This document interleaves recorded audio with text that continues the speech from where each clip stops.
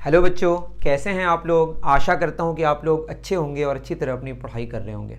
इस वीडियो में हम लोग डिस्कस करने जा रहे हैं volume of a frustum of a cone को। उसका प्रूफ जानेंगे कैसे आया है। तो सीधे शुरू करते हैं। मैंने आपको आपके बोर्ड में ही मैंने बना दिया है कोन। और कोन में क्या होता है ना, देखिए कोन एक 3D फिगर है। मैंने बनाने की कोशिश, इतना तो आप जानते होंगे, मैं इतनी उम्मीद कर रहा हूँ।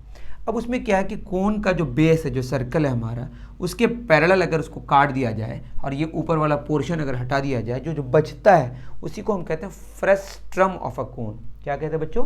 फ्रस्ट्रम ऑफ अ कोन, या बकेट कहते हैं, हिंदी में बाल्टी कहते हैं। तो इसको अगर हम 2 डायमेंशनली देखें, इसके ट्रायंगल्स को, मतलब अगर इस पूरे ट्रायंगल को हम निकाल लें, देखिए ये वाला, इस ट्रायंगल को मैं T1 नाम दिया। यहाँ पे 90 डिग्रीज एंगल है और यहाँ जो एंगल है, इस एंगल को मैंने अल्फ़ा मान लिया। ये एंगल है हमारा अल्फ़ा, ठीक है, कोई बात नहीं। और ये हमारा R1 है और इसकी जो हाइट ये पूरी, अब देखें मैंने क्या लिया, H1, ठीक है, ज़्यादा समझ आएगा हमें अलग करने से। अब छोटा वाला, ये वाला निकाल रहे हैं। इस ट्रायंगल को देखते हैं, इसका रेडियस, मतलब ये जो साइड है R2 है, यहाँ एंगल 90 डिग्रीज और ये कितना है हमारा H2, यहाँ पे एंगल अल्फ़ा है। इन दोनों ट्रायंगल्स को देखें, इसको हम T2 मान लेते हैं। इन दोनों ट्रायंगल्स में ये 90 डिग्रीज और ये तो कॉमन एंगल है। तो दो एंगल्स अगर इक्वल होंगे तो तीसरा एंगल भी इक्वल होगा। और अगर दो ट्रायंगल्स के एंगल्स आपस में इक्वल हैं, दैट इज़ ये दोनों ट्रायंगल्स आपस में सिमिलर हैं। और सिमिलर का मतलब ये होगा कि इनके जो साइड्स के रेशियो आपस में इक्वल होंगे। तो देखिए T1 और T2 आपस में सिमिलर है। बहुत ही आसान बात, ना समझ ही रहे आप। सिमिलर होने से साइड्स के रेशियो इक्वल होंगे। दैट इज़ अगर मैं यहाँ पे लूँ R1 तो ये R2 करस्पॉन्डिंगली होगा। तो R1 और R2 इक्वल होगा किसका? H1 और H2 का। करस्पॉन्डिंग का मतलब आप समझ रहे हैं ना। जैसे मैं यहाँ पे अल्फ़ा और 90 डिग्रीज मिला के जो हमने साइड लिया, यहाँ पे भी अल्फ़ा और 90 मिला के H2 है, तो ये करस्पॉन्डिंग की बात हो गई। और भी ये भी ले सकते हैं, अभी सेलेंट हाइट की ज़रूरत नहीं होती तो मैं ज़रूर लेता। तो ये हो गया हमारा दो ट्रायंगल सिमिलर। और जब सिमिलर होता है तो साइड्स के रेशियो आपस में इक्वल होते हैं, आप समझ रहे होंगे, ठीक है। अब क्या करना है? अब मैं क्या करूँगा कि लेफ़्ट और राइट, मतलब LHS और RHS दोनों में हमने 1 सब्ट्रैक्ट किया, ठीक है। तो R1 minus R2 by R2 is equal to H1 minus H2 by H2।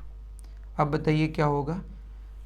यहाँ से अगर हम H1 माइनस H2 को देखें तो इसको पहले सॉल्व कर लें। ये H2 इधर लेके आ जाते हैं, ठीक है बच्चों। या आप पहले एक एक स्टेप करें, नहीं तो आप कंफ्यूज कर जाएंगे। मैं आपको आराम से बता के दे रहा हूँ। R1 minus R2 by R2, यहाँ पे H1 और H2, देखिए H1 से H2 चला जाएगा तो ये H बचेगा, जो कि हमारे लिए ये फ्रस्ट्रम, जो ये तो हमको नहीं चाहिए ना, ये जो है ये वाला फ्रस्ट्रम की हाइट हो जाएगी H डिवाइडेड बाई H2, ठीक है बच्चों। तो इसको अगर हम सॉल्व करें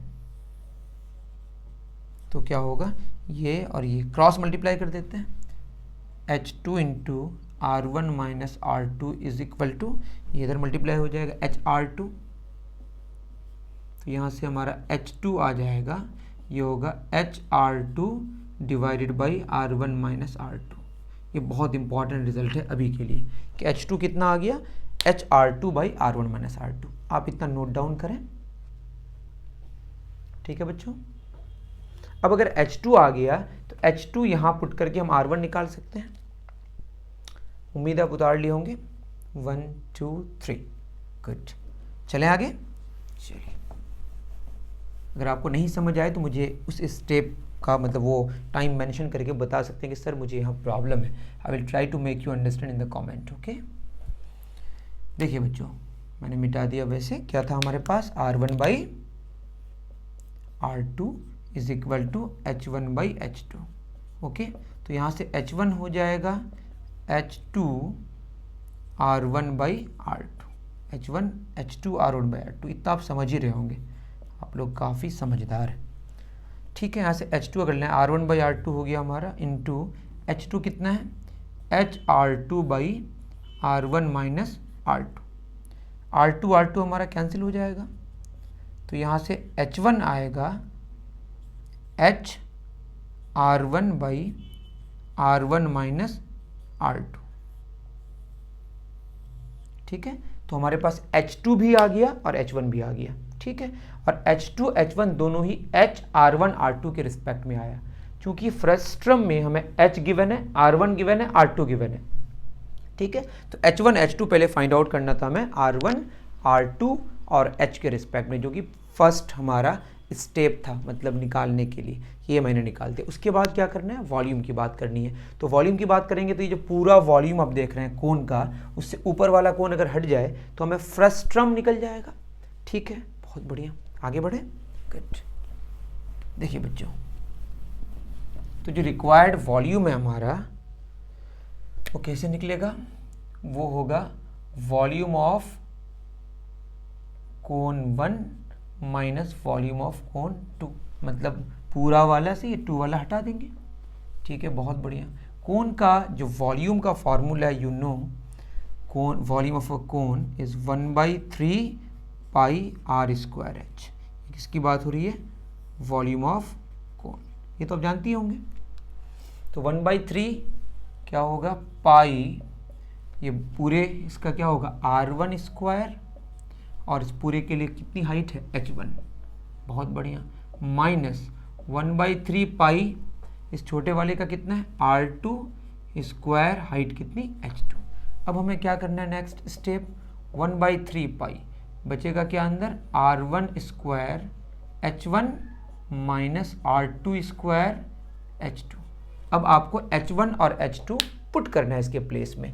देखिए h1 यहाँ से पुट कर लेंगे, h2 यहाँ से पुट कर लेंगे, बहुत अच्छी बात है ना।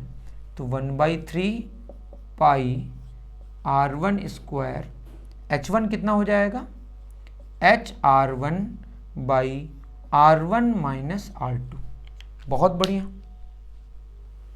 अब H2 पुट करना है, क्या पुट करना है, H2 क्या होगा, देख याद से रखें, HR2 by R1 minus R2, ठीक है ना।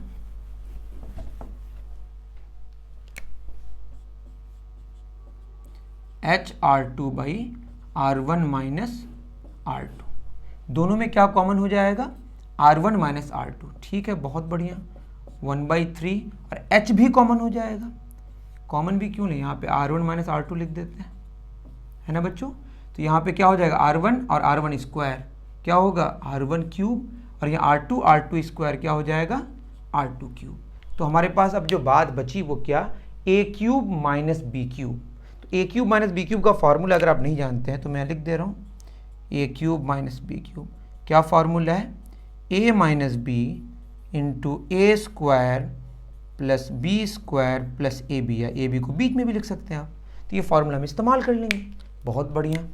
तो 1/3 पाई h R1 minus R2 into R1 square plus R2 square plus R1 R2 divided by R1 minus R2, बहुत बढ़िया। अब क्या होगा बताइए, R1 माइनस R2 ये तो कैंसिल हो गया दोनों ऊपर नीचे, तो बचेगा क्या हमारे पास, 1/3 पाई h, अंदर बचा R1 square plus R2 square plus R1 R2। तो दिस इज़ द फार्मूला जो हमें चाहिए था। आप देखिए मैच करके, मैच कर गया। तो ये वॉल्यूम ऑफ फ्रस्ट्रम का जो फार्मूला है जो मैंने प्रूफ किया, मैं उम्मीद कर रहा हूँ कि आपको समझ आया होगा। अगर आपको और इस तरह के प्रूफ्स चाहिए या इसी के एरिया का प्रूफ चाहिए, इसी के स्लैंट हाइट का प्रूफ चाहिए, तो मैं वो लेके आऊँगा, वो मैं ज़रूर लेके आऊँगा, लेकिन आप कमेंट करके बताएं अगर जल्दी चाहिए तो। मिलते हैं फिर नेक्स्ट वीडियो में, थैंक यू वेरी मच।